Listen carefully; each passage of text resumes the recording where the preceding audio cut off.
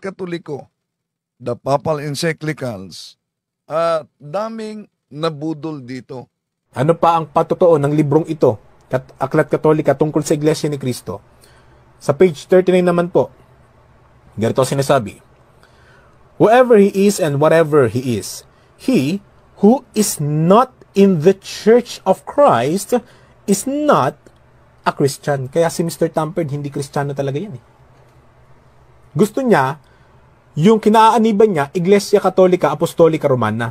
Pero ang gusto ng kanyang amo, doon kayo sa Iglesia ni Cristo, sapagkat doon kayo makikilalang Kristiyano. Kaya meron tayong katanungan dyan, mga kapatid. Naniniwala ba kayo na ang Iglesia ni Cristo tatag ni Felix Manalo 1914 ay pinatunayan daw sa mga aklat Katoliko na totoong iglesia?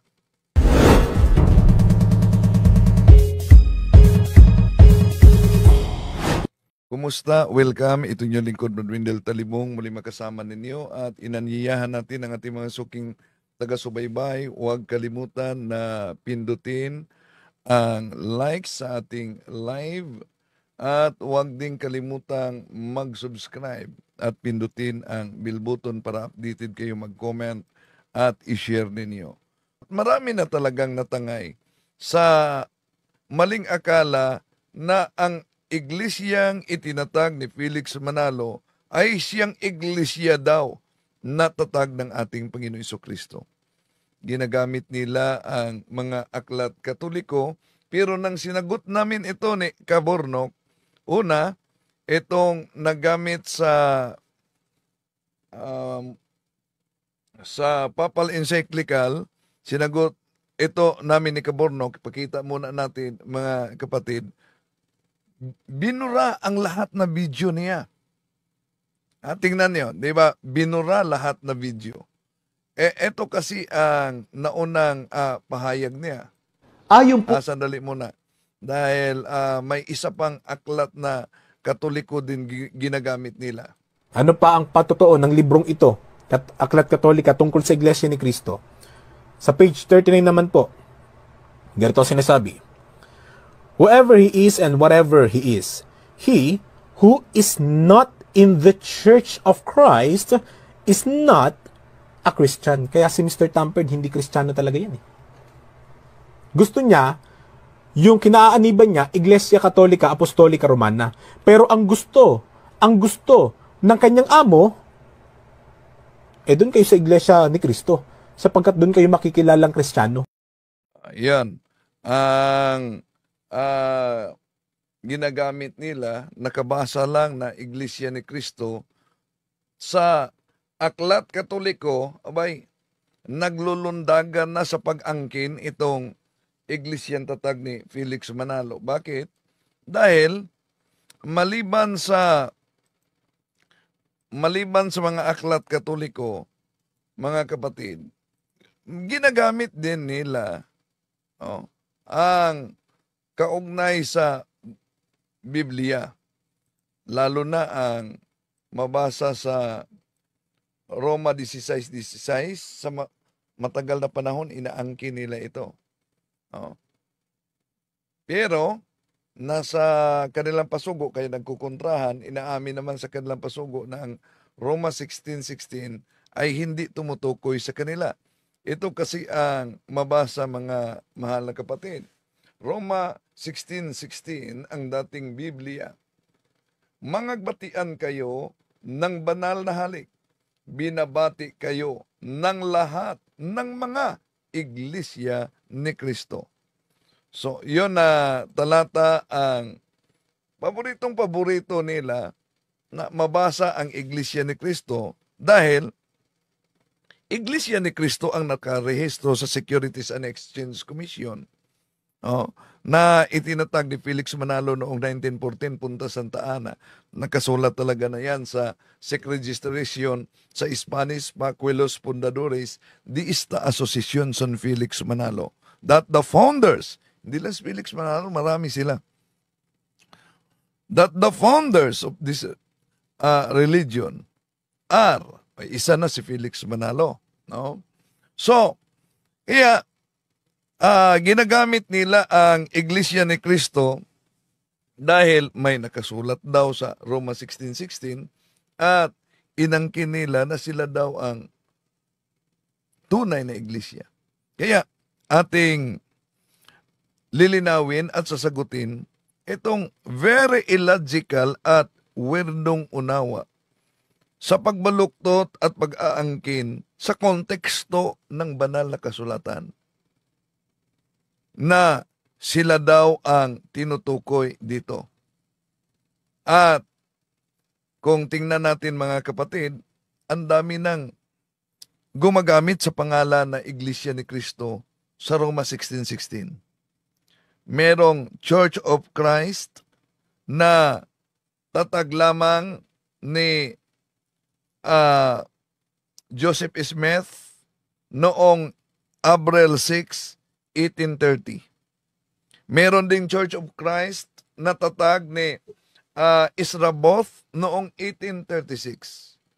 Meron ding Church of Christ na tatag ni Warren Perez 1837. Meron ding Church of Christ na tatag, ang founder ay si William Chaby noong taong 1830. Meron ding Church of Christ na ang founder ay si Hiram Page noong 1844.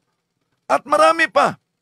So, ang daming gumagamit sa Roma 16:16 na mas nauna pa sa Iglesia ni Cristo dito sa Pinas noong 1914.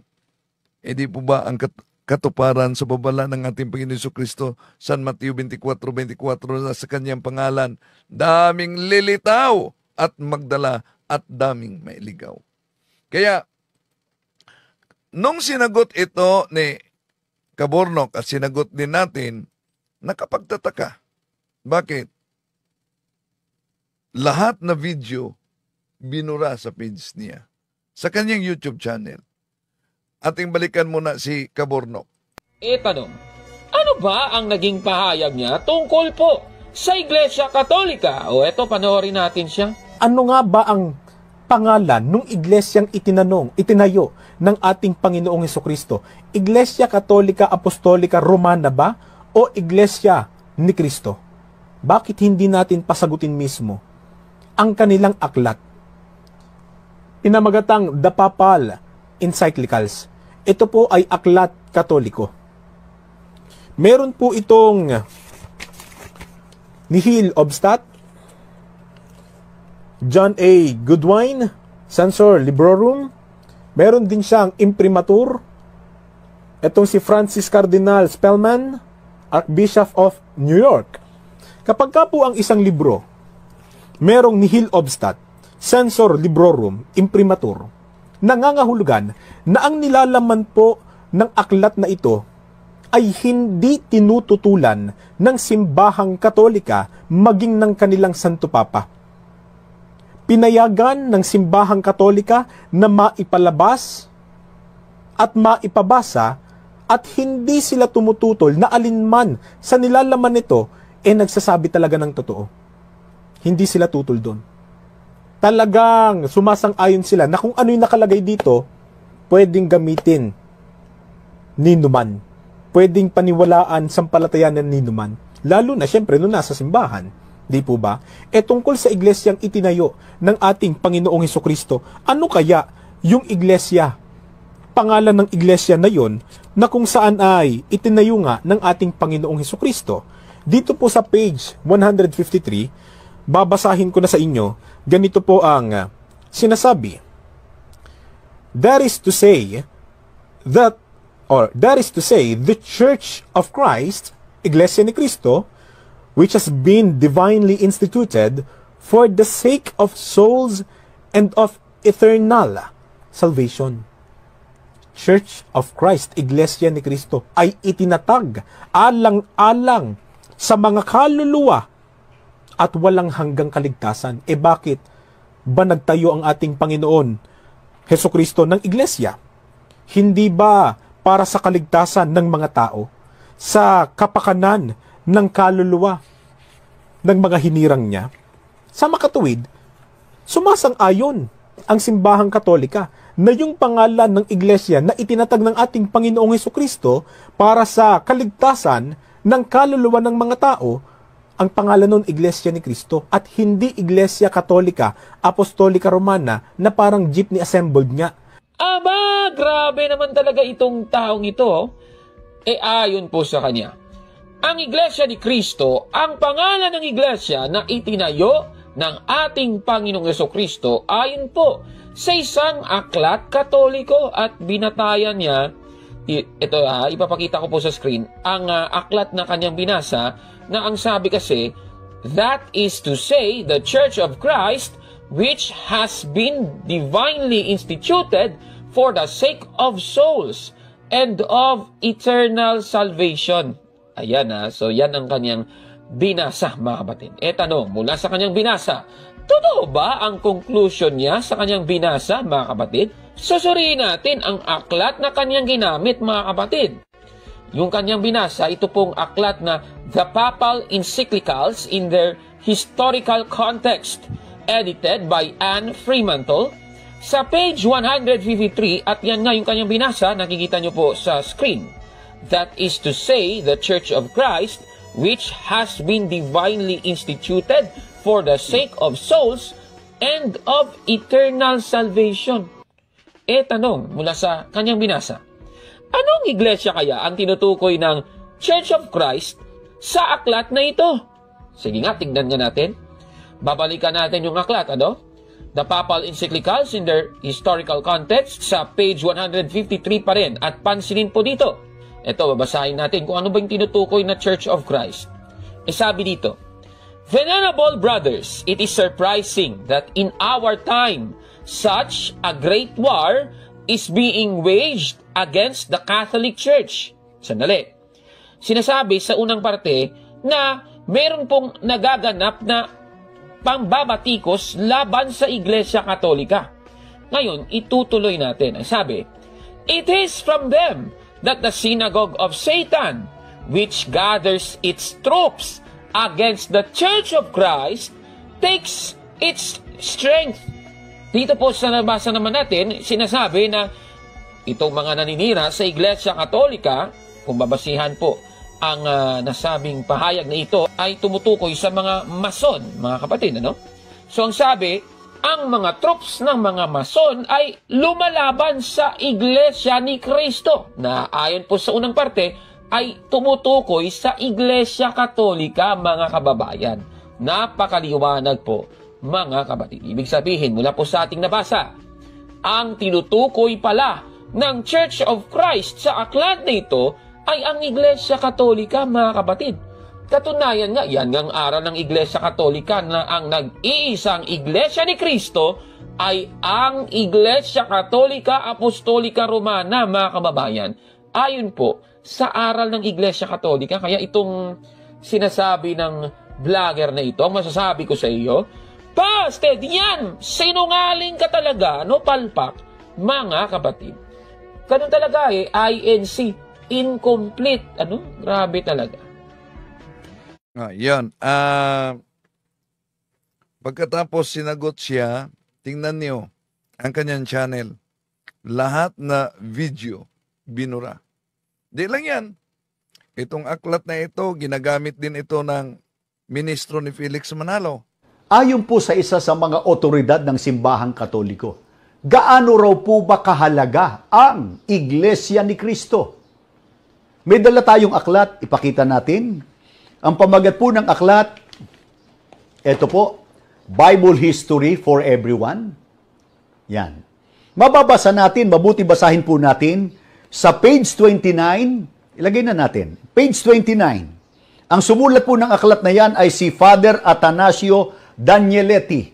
Yan po ay sa St. Paul Publications, Pasay, Metro Manila. Ano sinasabi ng pare ng simbahang Katoliko? Ito po sabi niya, yung unahang bahagi po, yan yung mismong nilalaman. Pero babasahin ko na po sa wikang Pilipino, may translation po dyan.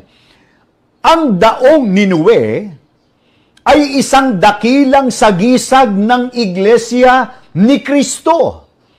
Ang Iglesia ni Cristo ay ang kaligtasan ng lahat ng kaluluwa. Ito ay gawa ng Diyos. Aklat Katoliko po yan. Ano pahayag po ng paring Katoliko? Yun daw pong daong Ninue, isang sagisag o simbolo ng Iglesia ni Cristo. So, ang galing mag-research, magaling din, pinipilipit ang nakasulat. Pag nabasa ang Iglesia ni Cristo, abay, inaangkin na sila daw ang pinatunayan ng paring Katoliko. Ay, ito, pakinggan niyo ang sagot ni Caborno. Kaya maging ang ibang mga otoridad ng iba't ibang relihiyon. Halimbawa po, isa sa mga otoridad ng simbahang Katoliko, may mga sumusubaybay po sa akin ng mga Katoliko. Ayon po sa isa sa mga otoridad ng simbahang Katoliko, gaano raw po ba kahalaga ang Iglesia ni Cristo? May dala tayong aklat, ipakita natin. Ang pamagat po ng aklat, ito po, Bible History for Everyone. Yan. Mababasa natin, mabuti basahin po natin sa page 29, ilagay na natin, page 29. Ang sumulat po ng aklat na yan ay si Father Atanasio Danieletti. Wala pa ba dyan? Ilagay na natin yung isa. Ayan, ayan. Ayan po, Father Atanasio Danieletti. Yan po ay sa St. Paul Publications, Pasay Metro Manila. Ano sinasabi ng pare ng simbahang Katoliko? Ito po sabi niya. Yung unahang bahagi po, yan yung mismong nilalaman. Pero babasahin ko na po sa wikang Pilipino. May translation po dyan. Ang daong Ninue ay isang dakilang sagisag ng Iglesia ni Cristo. Ang Iglesia ni Cristo ay ang kaligtasan ng lahat ng kaluluwa. Ito ay gawa ng Diyos. Aklat Katoliko po yan. Ano pahayag po ng paring Katoliko?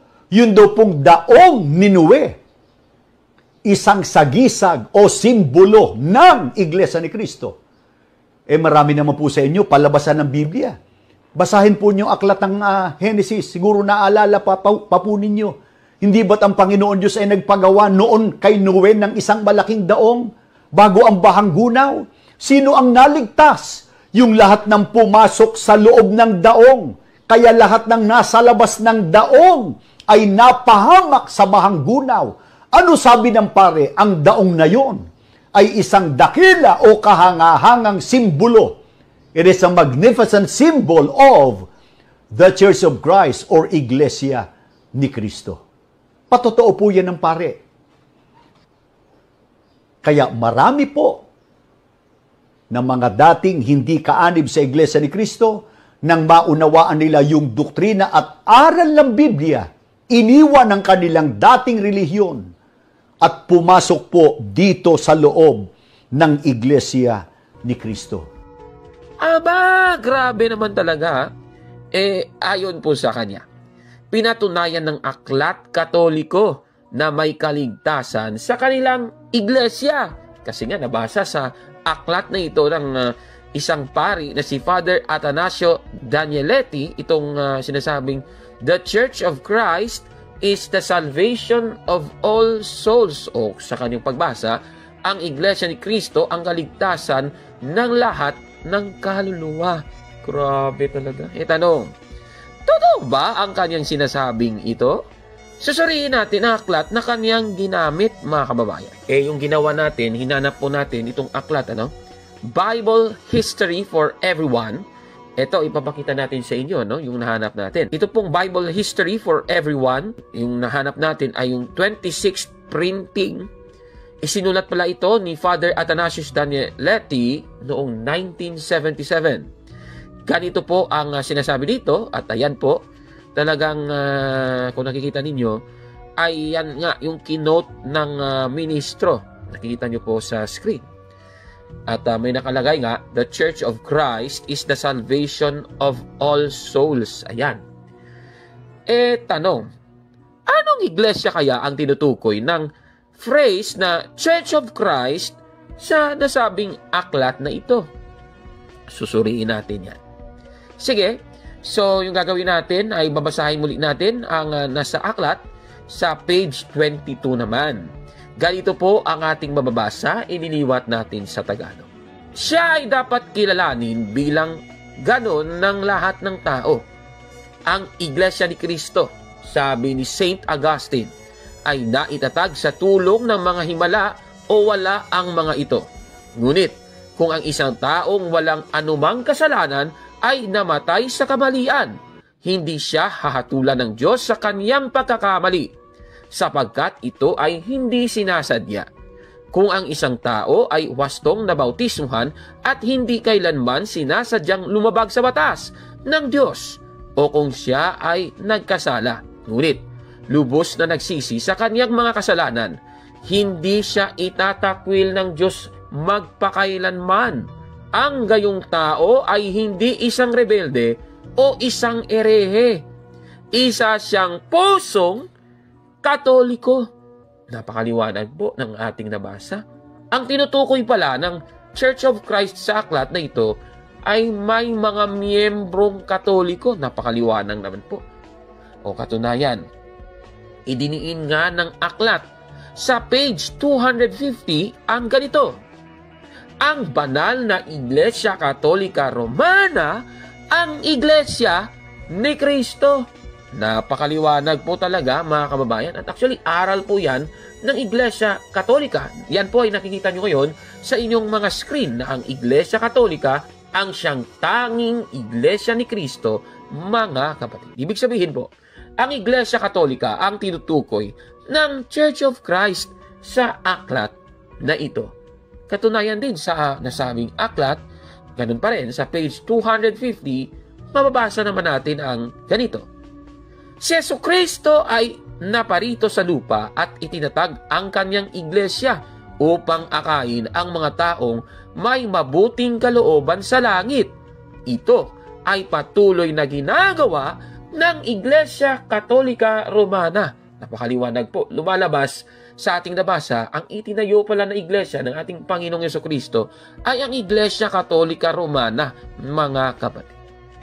Kaya itong sinasabi ng ministrong ito, nako, Ano sabi ng pare? Ang daong na yon ay isang dakila o kahangahangang simbolo.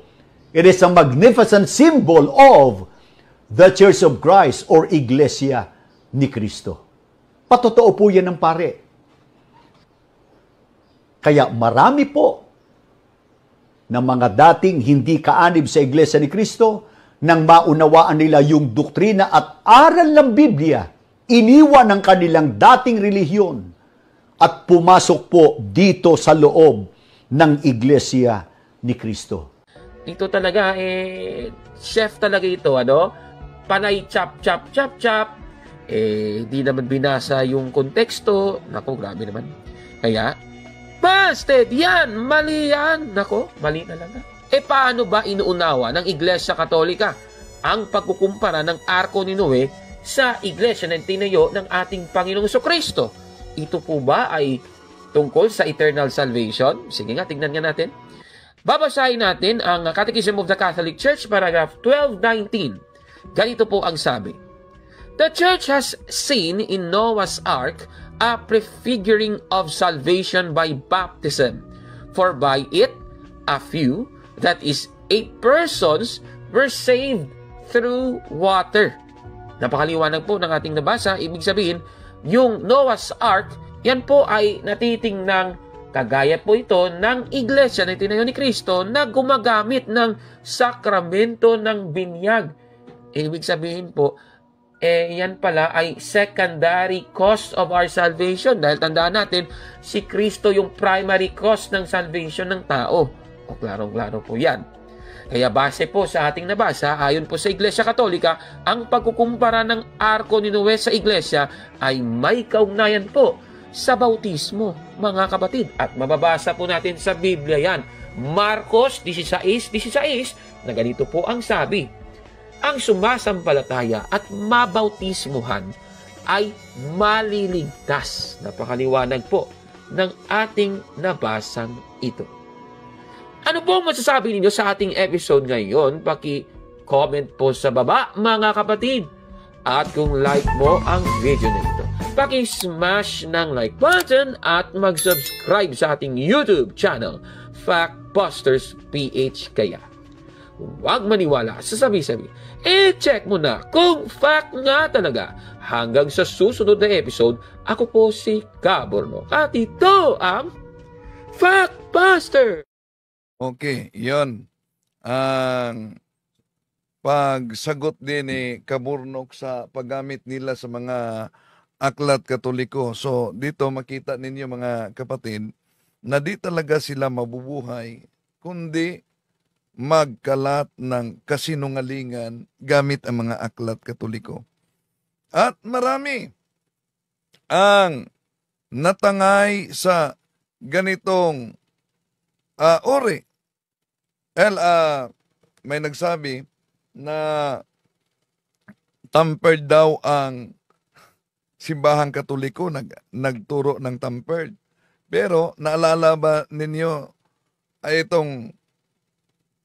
itong ginawa mismo ng inyong kasamang INC, Talagang dinikitan ko raw ito. Bueno, bubuksan natin titingnan natin yung Apokalipsis 13:18. Tingnan natin kung may dikit. Ayan. Ito po ang lugar na yun. Ito po. Ito po. Ayan po yun. So, klaro-klaro. Ayan po yun. Kung may dikit man yan, hindi ako ang may gawa. Defensor Katoliko nun, si Mr. Rolly Tesorero, siguro. O di kaya, baka si Monsignor Abriol din. Kasi si Abriol noon, buhay pa. Inyo, talibogok. Napansin ninyo? At dahil sa ating pagtalakay at pagsagot kasama ni Kaburnok, matagal nang pinahinto din si Cesar Sinita sa INC dahil nalantad yung kanilang mga ginagawa. Di lang yan, yung sa debate namin ni Parva, paano niya minadjik ang aklat katoliko, nalantad din yan. At atin na yang tinatalakay mga kapatid. At ano pang aklat katoliko na ginagamit nila? Pansinin ninyo, mga mahal na kapatid.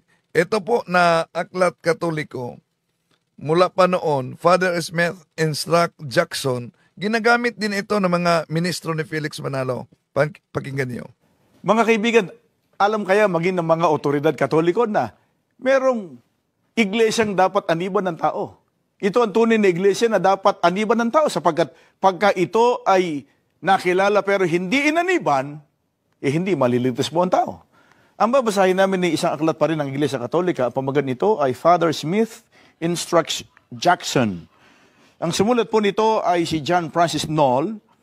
Sa pahina 35 hanggang 36, ganito ang pinatutunayan ng nasabing sumulat ng aklat. Ang Iglesia ni Cristo ngayon, sa kalagayan, sa kapangyarihan, sa aral, ay dapat maging katulad ng kanyang dating kalagayan nung ito'y maglingkod sa mga tao sa pamamagitan ng 12 apostol. Sa iglesyang ito, ang lahat ay obligadong mapabilang upang maligtas. Yaong mga tao na sa pamamagitan ng kanilang malubhang pagkakamali ay hindi alam ang tunay na iglesia o kahit ito'y alam ngunit tumangging umanib ay hindi maliligtas.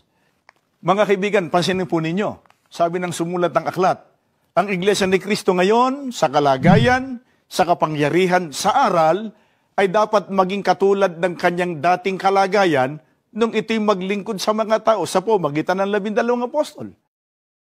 Yan. Yan ninyo nakita mga kapatid at nasaksihan na ang INC mismo ay squatter sa pangalang Iglesia ni Cristo. Squatter ng tunay na iglesia.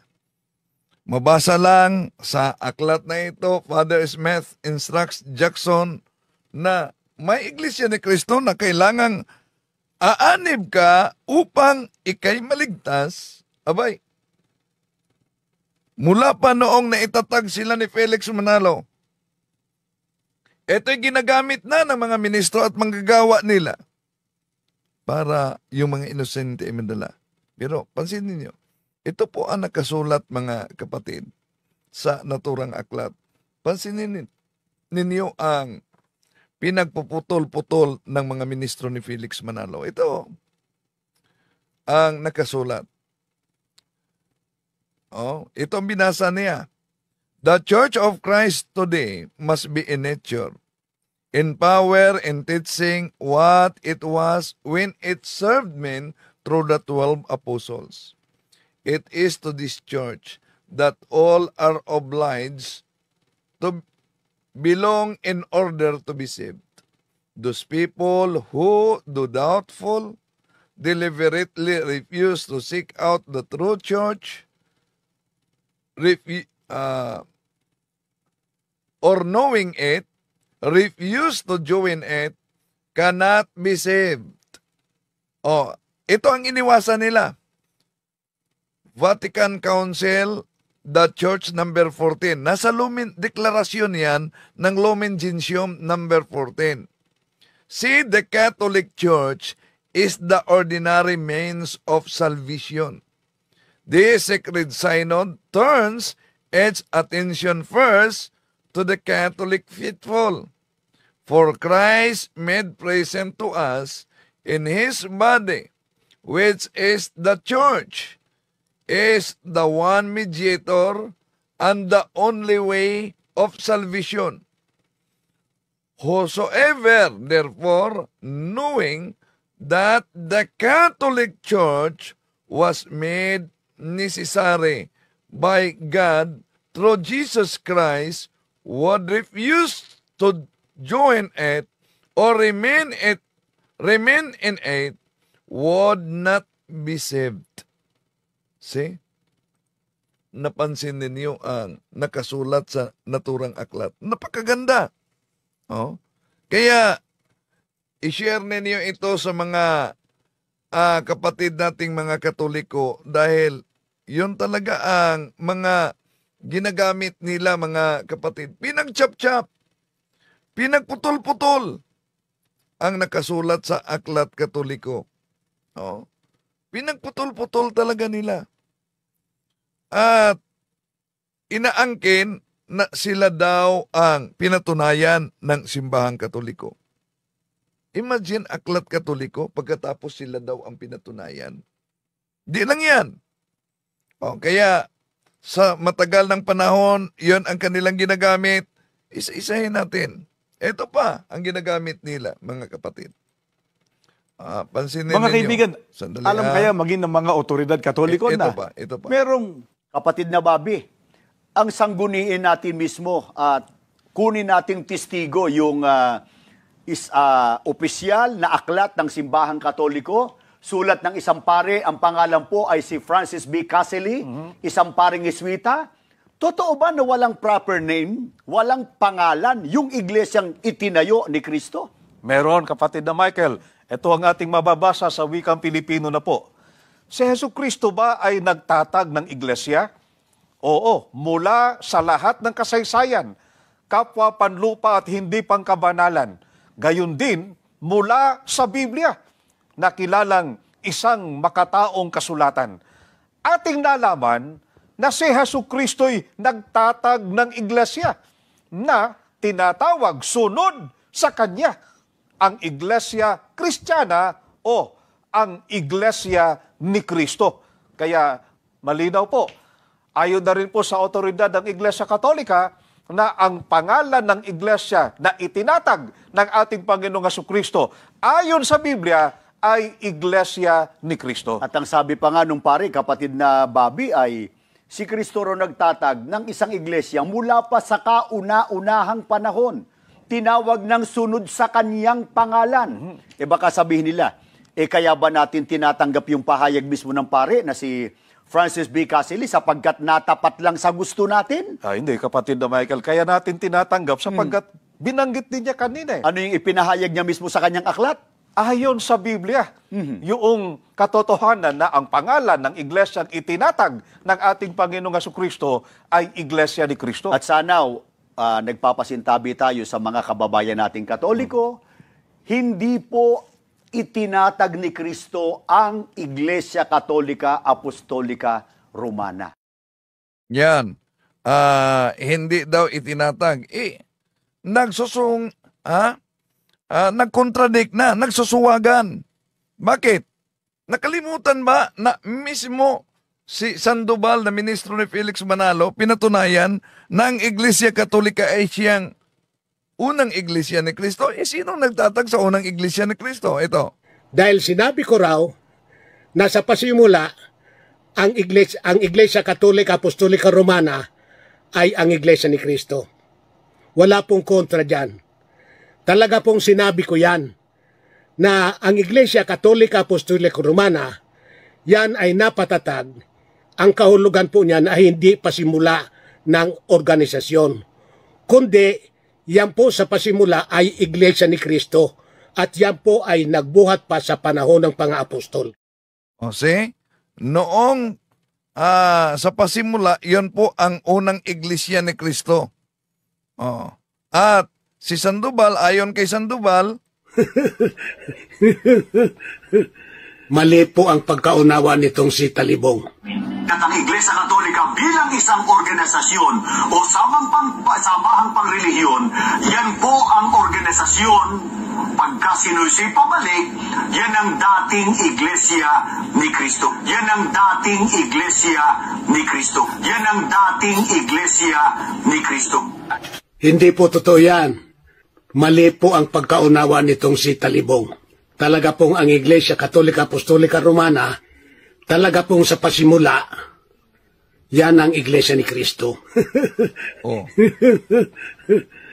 see? Talagang ang Iglesia Katolika sa pasimula ay ang Iglesia ni Cristo. Okay, balikan natin. Ginagamit nila itong aklat na ito, Religion, Doctrine, and Practice. Dahil may nakasulat na Iglesia ni Cristo, na itinatag ng ating Panginoon Jesucristo, ang gustong ipalitaw ng mga ministro ni Felix Manalo, kahit otoridad Katoliko, na ang may akda ay si Father Francis Caselli, isang paring Jesuita, pinatunayan na ang Iglesia ni Cristo daw, balikan muna natin sila. Dahil sinabi ko raw, sandali muna. Balikan natin sila. Ito. Mali po ang Kapatid na Bobby, ang sangguniin natin mismo at kunin nating testigo yung opisyal na aklat ng Simbahang Katoliko, sulat ng isang pare, ang pangalan po ay si Francis B. Caselli, isang paring Jesuita.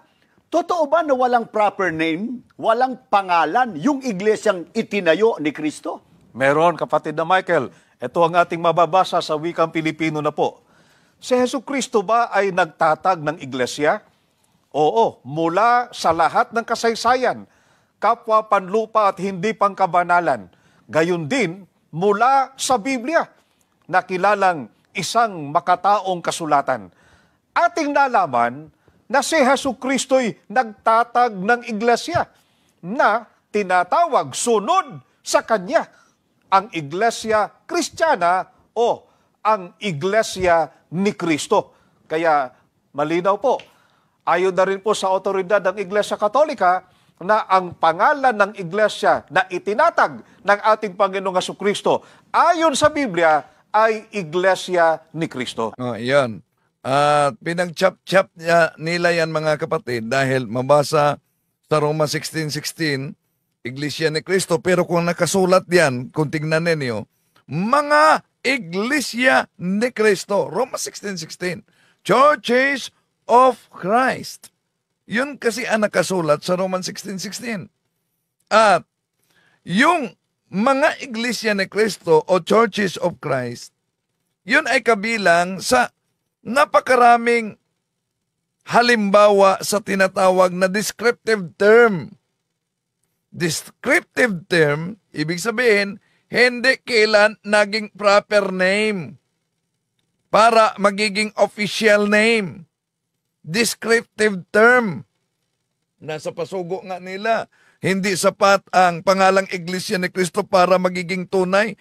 Kaya, ang mali nila, mga kapatid, na iniwan daw ng simbahang Katoliko ang pangalan, descriptive term na Iglesia ni Cristo. Mali.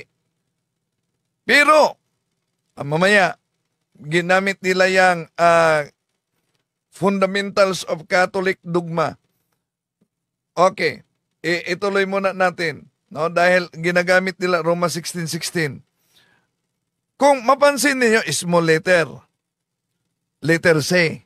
Yung nakasulat sa English Bible, Romans 16:16. At iba pang descriptive term sa lahat ng mga translation ng Biblia, mga kapatid. Dahil alam ng mga Bible scholars na nagsalin na hindi yan proper name. Tapos sabihin sa Iglesia ni Felix Manalo dito sa Pilipinas na ang pangalang official ang Iglesia ni Cristo at pinatunayan daw kahit sa Aklat Katoliko. Ngayon, mga kapatid, kung sisilipin natin ang nakasulat sa Aklat Katoliko na ginagamit nila ito. Alam nyo ba kung ano ang nakasulat diyan? May iniiwasan sila din. Ito po ang nakasulat sa Religion, Doctrine and Practice na binasa nila sa pahina 442 at ituloy sa 443. Ito po ang mabasa, mga kapatid. Did Jesus Christ establish a church? Yes, from all history, both secular and profane, as well as from the Bible considered as a human document.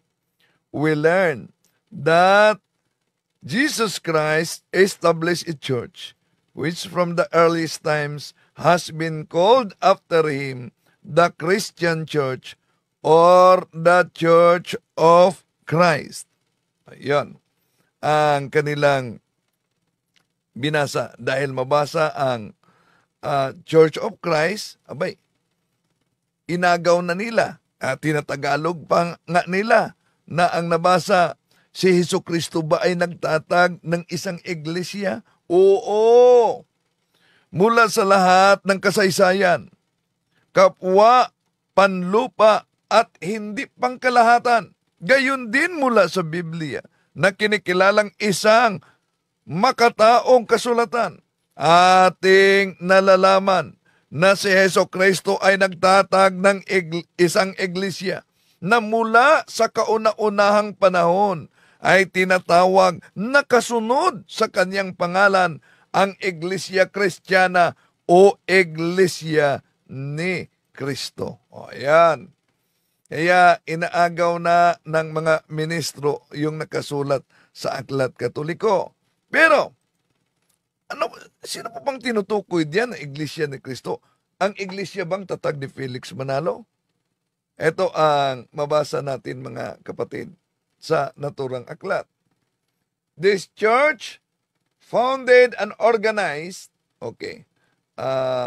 unorganized, this church, no? Sandali muna. I-edit muna natin itong ito. Okay. Tuloy natin, mga kapatid. No, ito ang ginagamit ng mga ministro ni Felix Manalo.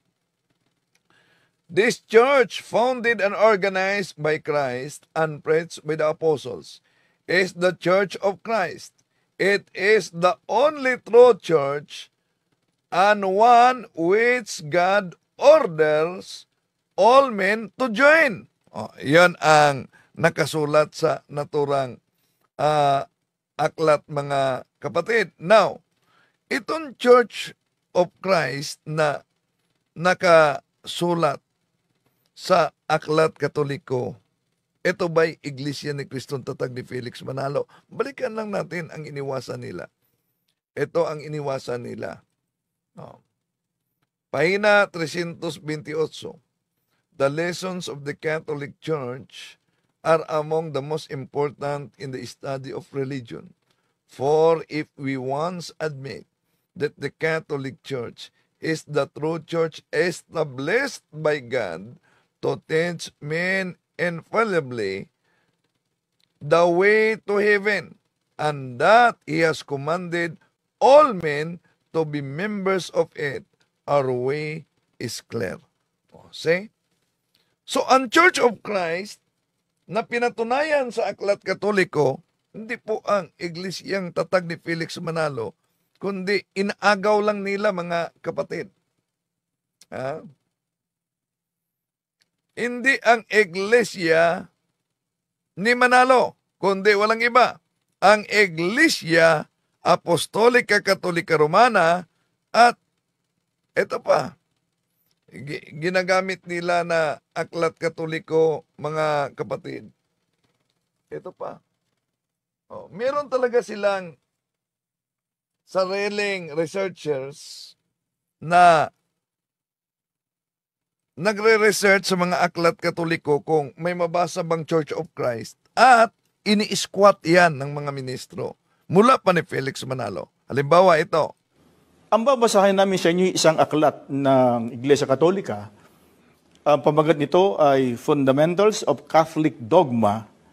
Ang sumulat nito ay nagngangalang si Dr. Ludwig Ott.